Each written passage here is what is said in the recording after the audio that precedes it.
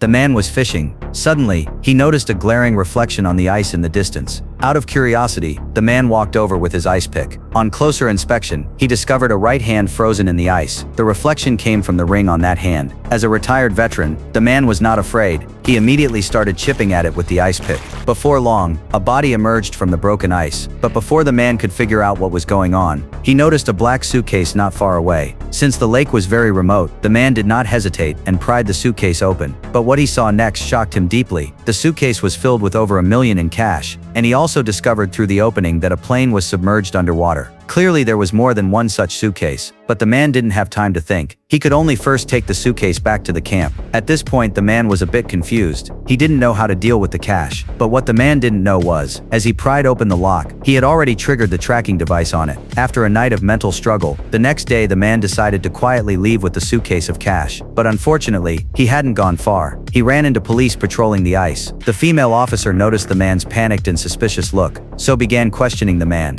You been fishing? Yeah, What'd you catch? a couple of walleye, perch. Got a license for this? Soon the female officer also noticed the suitcase. When she opened it, she was extremely shocked. What the fuck is this?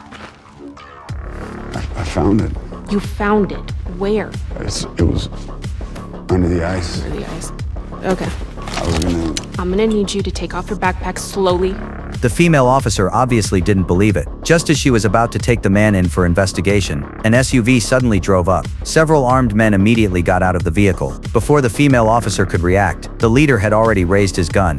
Where's the rest of it? You mad at telling me? No. You don't know? No. Okay. Seeing that they were about to shoot, the man rammed into them.